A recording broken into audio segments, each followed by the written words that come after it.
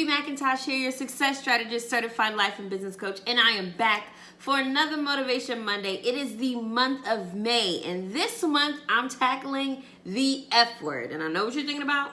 Stop it, okay? Of course I'm not talking about that F word, but I'm tackling fear and failure this month, okay? Because that's a topic that we really need to get real concrete on. So I'm starting with something deep. I'm giving you a little testimony this week, and it's about failure in relationships, which is super duper difficult and it's tough to talk about, but you know, we gotta be honest, okay? And I'm gonna share with you 3 points that I think are crucial and influential to how to deal with relationships, and 3 takeaways, 3 things that I've done and learned from my experience. Okay, so let's get into it. The first thing I want to talk to you about when it comes to relationship is cycles. It's so easy for us to keep doing the same things because we're human, right? We're creatures of habit. But when it comes to relationships, you have to understand the cycles, the things that you've seen, the things that you've always been around, and how that plays into what you do. This is the first rule when it comes to relationships. I want you to realize this, and this is very true. It's your fault. Period. Blame yourself. Be the common denominator because you probably are. That is how you should look at relationships, and not just, romantic relationships, but friendships, relationships with your family and friends. If there is a reoccurring theme, something is happening, there's a cycle being played out, you are the common denominator, so you need to do something differently, right? We need to change the way we think, and this is where the mindset shifts comes into. So the first thing I want you to realize is that everything is a cycle. Everything is cyclical. We're humans. We are creatures of habit, but you have to learn to break the cycles. You have to learn to do away with them, but you have to acknowledge that they exist first. So this is where the work comes in. You have to look at relationships as a whole. All relationships you have, if there is a common issue, if there is something that is underlying in all of your relationships, then it's probably just your fault. That's it. Okay, so look at the cycles that you have. Look at how your parents' relationships were. Look at how the people in your lives, the people that are closest to you, your friends, look at how everybody operates and say, okay, what is continuously happening? Like, what is the cycle? Now, if it's a bad cycle, how do I break that, right? And that may look like therapy. That may look like you writing down what happens and seeing if you can create different ways or, go about it in different ways, right? Whatever that looks like for you, just know and acknowledge that there are cycles that need to be broken if you want to have better relationships. The second part is, once you get out of, especially when it comes to romantic relationships, but friendships is just the same. Once you get out of a relationship, take a moment of silence. That is just, God, if people understood that more, we would all be in a better place. Stop hopping from relationship to relationship. You're just carrying tension and negative energy with you from one point to the next, and you are gonna fail. And not that you don't want to fail in relationships, because you kind of do, and I'll explain that in a second, but you want to fail in the right way, okay? So when it comes to relationships, you need to take a moment of silence after each relationship. You need to just sit in whatever that looks like, whether it's pain or hurt or happiness or joy. You need to sit in it and just be by yourself, okay? We fail in relationships because we just carry one set of baggage to another person and then have that person deal with it. And when they can't deal, we just move on to the next person, and we're just carrying all this trauma with us. We're ruining lives. Stop ruining lives, friends. Stop it, okay? We need to acknowledge that we just have to be alone, and we have to sit down, and we have to let things resurface, and we have to do introspection, and you just got to get it together. But the only way to do that is when you are by yourself, okay? So just taking a moment of silence. Just sit in whatever that is and be okay with that. The next thing I want to talk to you about is having a glow up season, right? Or filling yourself up. We fail a lot of times when it comes to relationships because we don't take the time to get back to 100%. When you end a romantic relationship, or when you end a friendship, or whatever that looks like, it drains you. Like, mentally, physically, emotionally, it's draining. And I always say this to people: you meet who you are. So if you're trying to meet somebody who's 100 and you're at a 40, how does that work? That doesn't. It doesn't make any sense. You have to have a flourish season. You have to have a glow up season, but you have to do so by filling yourself up. So doing all the things that are important to you, doing the things that you're passionate about and that you love to do, that is how you fill yourself up. You have to do what lights your soul on fire. And if you're not doing that, then you're not going to get to 100%, and you're not going to attract anybody who's 100%. So understand that you are what you attract, or you attract what you are. And so we want to take our time to have a flourish moment, right? Have a glow up season and fill ourselves up before we fail at another relationship, because we've been doing the same things. We've been in that cycle over and over and over again, and it's just tiring. And it's like the hamster wheel analogy. It just doesn't make any sense, okay? So do the work. Have that moment of silence. Sit by yourself. Do introspection. Break those freaking cycles, and then fill yourself up, okay? Get back to 100 so that you can attract 100. I really don't like when people say, oh, like, together, you know, we bring 50-50 to the table. No, we don't. No, you better bring 100, because I'm not at a 50. I'm at a 100. So I need you to also be right there with me. And if you can't be there, then don't come. Don't pull up. Don't, you know, try to get with me. Don't try to be my friend. Don't. Just leave me alone, and I'm okay. All right, so these are the things that I had to do to get through failing at relationships. I've been in romantic relationships that didn't work out, clearly. And I've had friendships that really just didn't work out because it just didn't connect. And you have to be okay with that. Not everybody is for you. Not everybody is for you forever. Okay, it's okay. But here are three takeaways that I want you to consider when it comes to failing at relationships. One is going to therapy. Now, let's get rid of this this stigma behind emotional wellness and mental wellness and all that great stuff. Therapy is for everybody. Just go.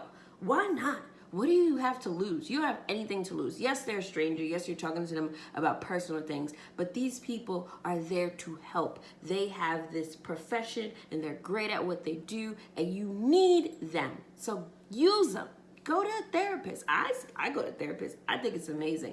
It is great for just getting things together, for decluttering and clearing your brain, and forming new habits and new cycles that allow for healthy relationships so that you don't fail continuously. Okay? So look at a therapist. Look at some type of professional that'll be there to help you to seek out these cycles. That'll be there to help you to figure out why things keep failing for you. That is there to empower you and motivate you to be better in future relationships and future friendships, okay? So the first thing I say is go see a therapist, and they have this amazing site, Therapy for Black Girls. If you haven't heard haven't heard about it, check it out, because it is amazing, okay? So that's number one. The second thing is cut ties. Cut people off. You have one life. Who cares, okay? I always tell people, look, I've been on this earth now for 28 years.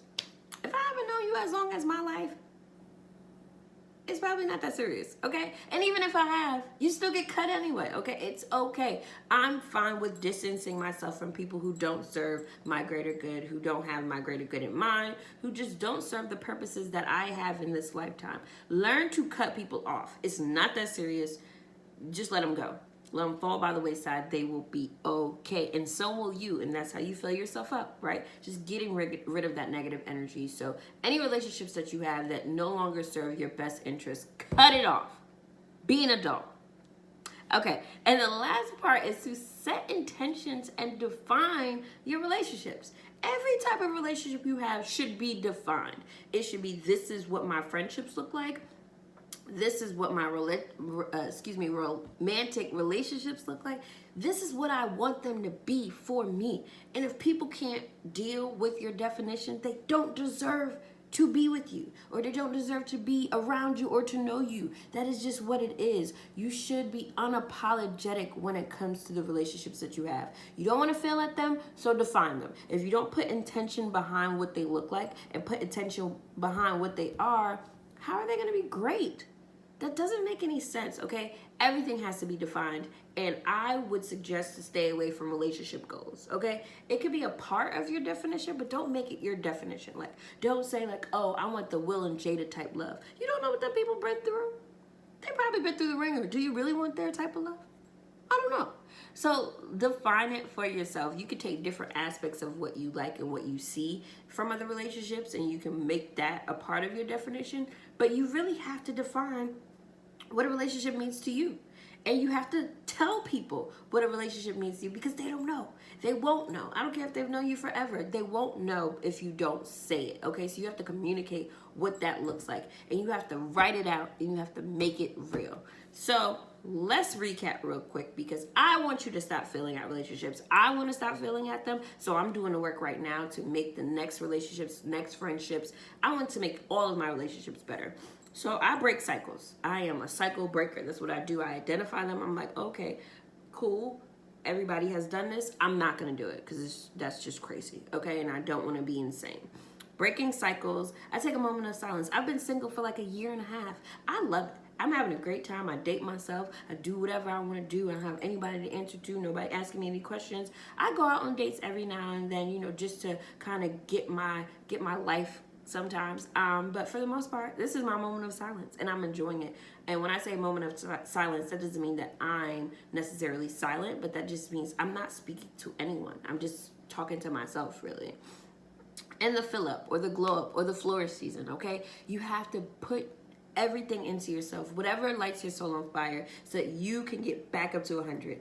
After relationships, you are down here, and you need to elevate yourself by doing the things that you love the most, okay? So get that fill up, get that glow up, just inspire yourself and motivate yourself. Pour into yourself, period, to get back to 100, so you can attract somebody who's also at 100.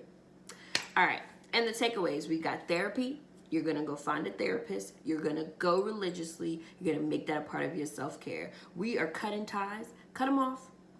They don't serve your purpose. You got to go. Peace. That's what it is. Okay? And we are defining and setting intention to all of our relationships. Because if we don't define them and communicate that for other people, then they'll take a whole different definition. They'll take on whatever stereotypes society places on you. They'll take on whatever other people's definitions of relationships are. And maybe that's why you have been failing at relationships, because you're not defining them across the board. You have this other person's definition. You're just playing into their definition, and it's not working for you. It's not your thing. So you have to go into all of relationships, romantic ones, platonic ones, family tie, whatever that looks like. And you have to say, this is what it looks like. This is how I communicate. This is how I feel love. This is what I like. This is what I don't like. All of those things. Define it for yourself. It's a great feeling. I love it. Okay, I don't ask people, I tell people. And that's not anything mean, that's just how I operate. That is how I live an amazing life, okay? So we're not failing at relationships. All week, we're gonna put in the work to figure out how we wanna move forward in our relationships so that we're not failing at them anymore. And then for the rest of our entirety, we are going to do that. We're gonna do just what we said we're gonna do, okay? All right, friends, that's all I have for you this week. And I'm excited about the whole month of May, because we are focused on failure and fear. We're going to get over some things. I'm going to give you some personal stories. It's going to get a little awkward for me, but it's cool. I'll leave you with this. All of my relationships have been amazing, and I've learned so much from everybody who I've ever been with, romantically and platonically. Like, I love relationships, and I love the way people think. What I realize about them is that they're based on the choices that I make, okay? And I can blame other people for them all I want, but that's not how that works.